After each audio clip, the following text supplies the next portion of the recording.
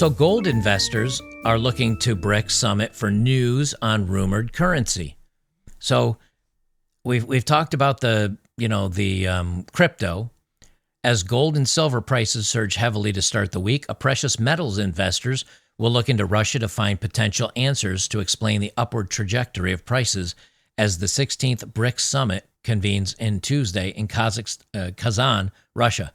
BRICS is a growing partnership, somewhat like G7, that has recently expanded to include 10 countries and received interest from many others. Rumors have swirled about the outcome of the meeting, which is taking place in a country currently at war since the Russian invasion of Ukraine in 2022.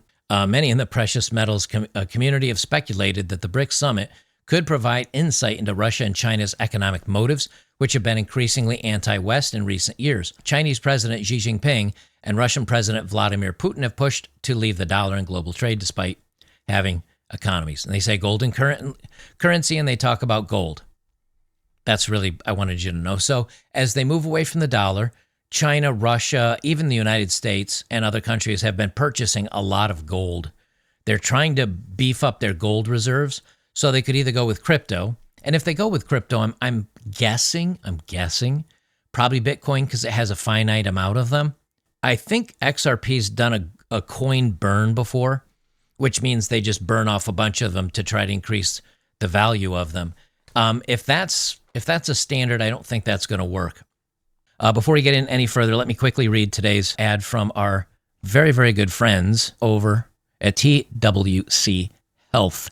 The world feels like it's on the edge right now. Tensions over the upcoming elections and economic instability, supply chain shortages, pending war, and health threats popping up left and right. With talk of a new pandemic on the horizon, if you're waiting for the medical industrial complex to protect you and your family when things go sideways, you're making a huge mistake. You have to take care and take action and be prepared. That's why you need the wellness company's Contagion Emergency Kit. It's a lifesaver put together by real experts like Dr. Peter McCullough. Inside, you've got medications like ivermectin, hydroxychloroquine, budesonide, and even a nebulizer. These are critical medications to treat respiratory illnesses and so much more, especially heading into flu season. Can you imagine when you need life-saving medications and are told no by a pharmacist? Don't let anybody play gatekeeper with your health. Just a few clicks and the kit is delivered right to your door. This is peace of mind for you and your family in uncertain times. You can get yours today by heading to twc.health/oddmanout and use code oddmanout for $30 off and free shipping. That's twc.health/oddmanout, code oddmanout for $30 off and free shipping. Be ready, not reactive. Get your kit today and take control of your health. You know, Bitcoin, with the halving every, 4 years, there's going to be a finite amount, 21 million, and then after that, that's it. So there's built-in pricing, and based on the cost of electricity, that's what controls the price of it. So I would expect they either go with a gold-backed security or probably Bitcoin. I hold a little bit of both, not a lot, because, you need money for that. But I hold a little bit. Most of mine's going into the house. But it might be something if you guys are looking to do some investigations and maybe do some investing, look into it. Again, I'm not advising it. I'm just telling you what, BRICS and the opposition to the dollar is doing. So and this is one of the things that you're going to hear Putin talking about in the videos I have coming up. The G7 allies are moving ahead with a $50 billion loan for Ukraine backed by frozen Russian funds. So they froze all of Russia's assets, and now they're lending money to the enemy of Russia, or who's maybe not, you wouldn't even call him an enemy, but they're freezing Russia's assets and giving it to the Ukrainians, basically.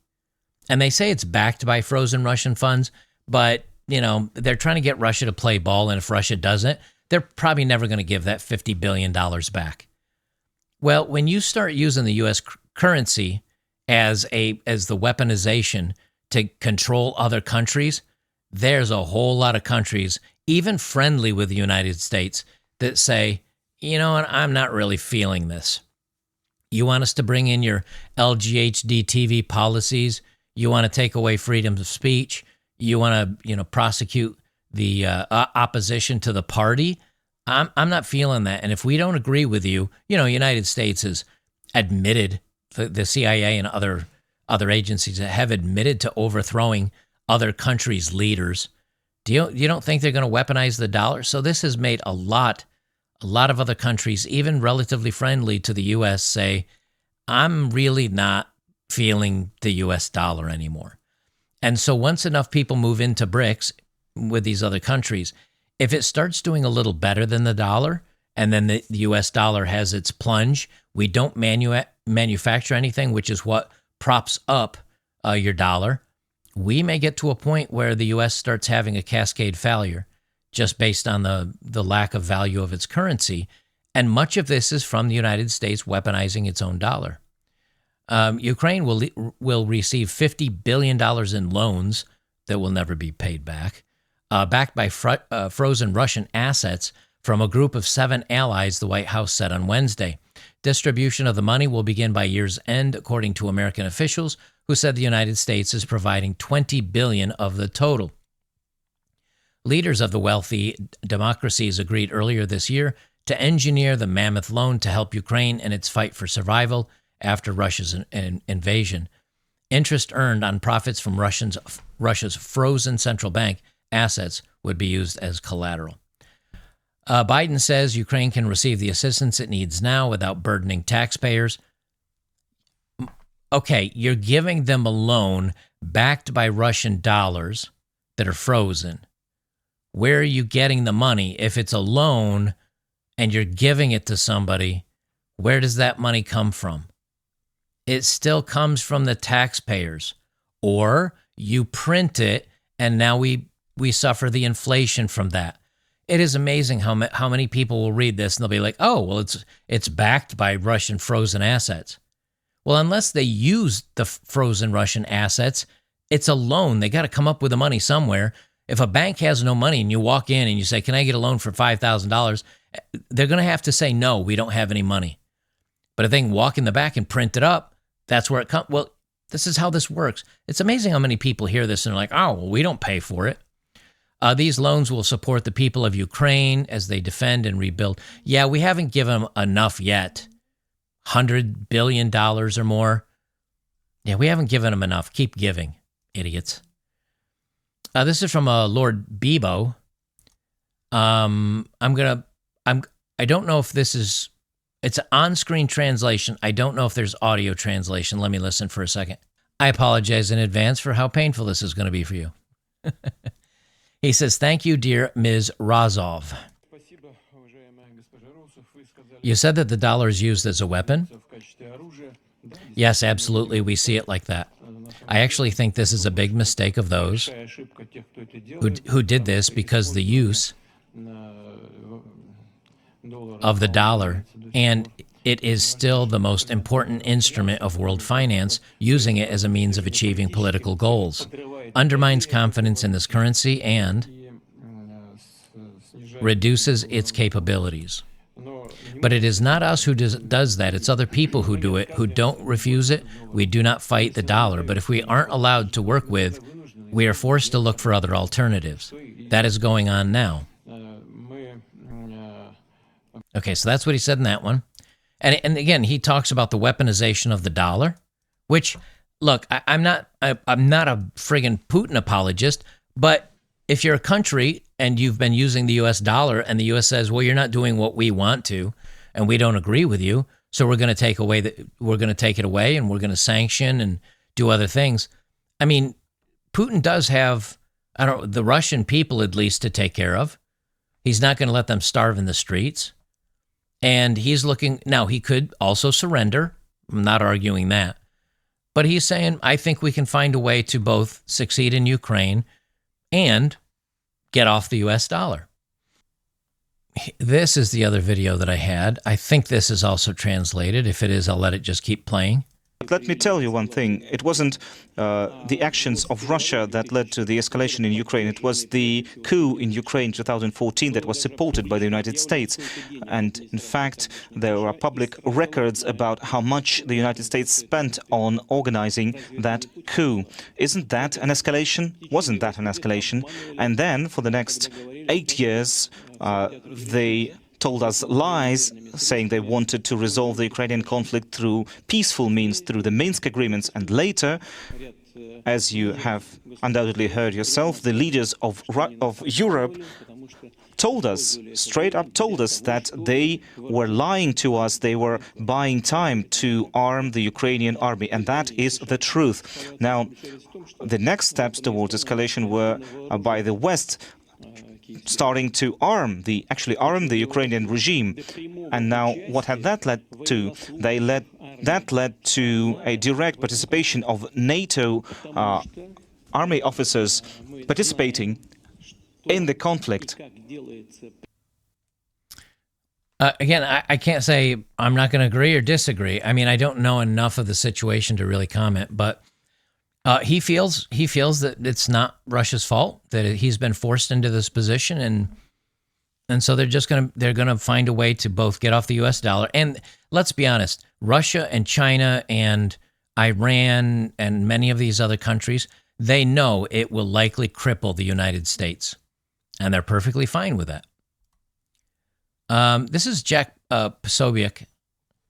He goes by Jack Poso. He's a former, I think it's Navy intelligence officer. He's a senior editor at Human Events, veteran Navy intel officer, and a New York Times bestselling author. And he has both, since he's a Navy intelligence guy, and he's kind of a reporter, and he's very, very popular. How many followers does he have here? 2.7 million. He's always commenting on, I have somebody in the White House that said, or there's somebody in the Secret Service that said, or military intelligence has passed on XYZ. He always keeps them anonymous. So you might say, well, how do you trust him? Because he's almost got a 100% track record in being correct. Doesn't mean he is, but the ears that he's listening to, and since he's an intel officer, he's pretty good at sniffing out the truth or not. Again, not saying he's 100% right, but he does get an awful lot of stuff right.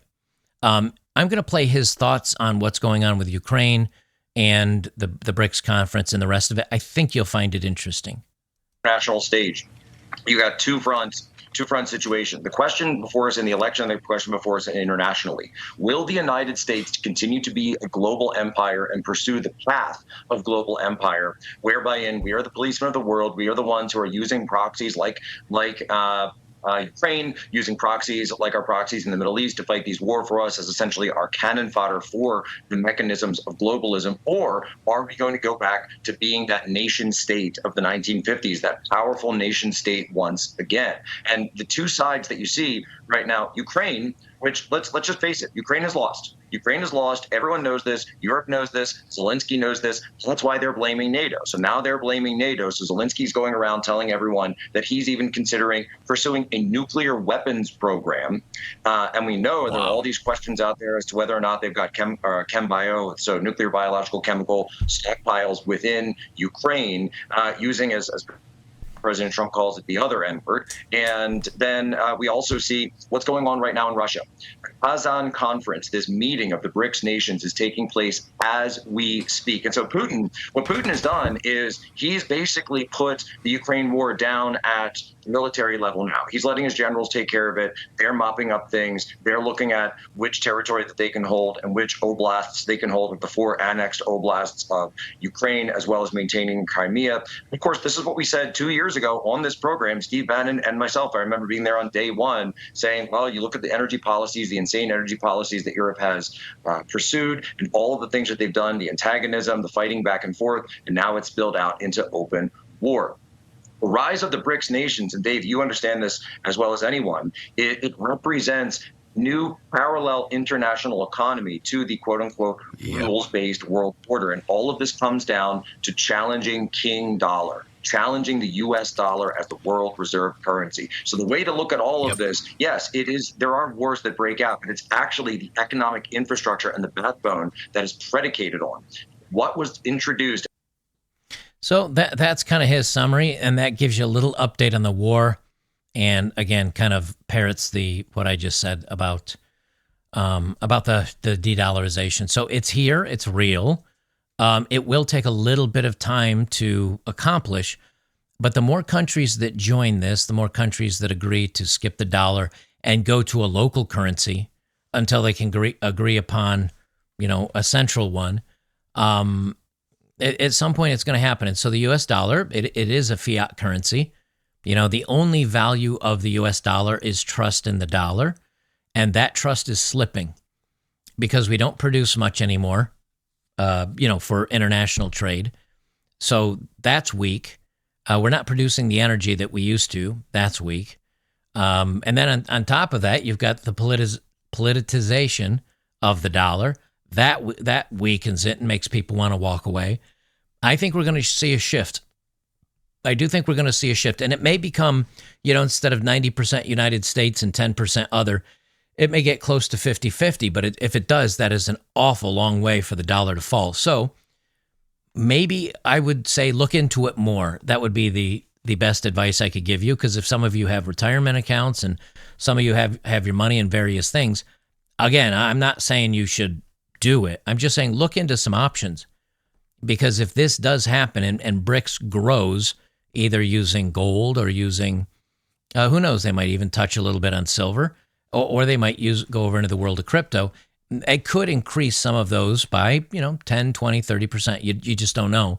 But I would start sniffing around a little bit and seeing what's out there, and maybe you could make a little money off of it.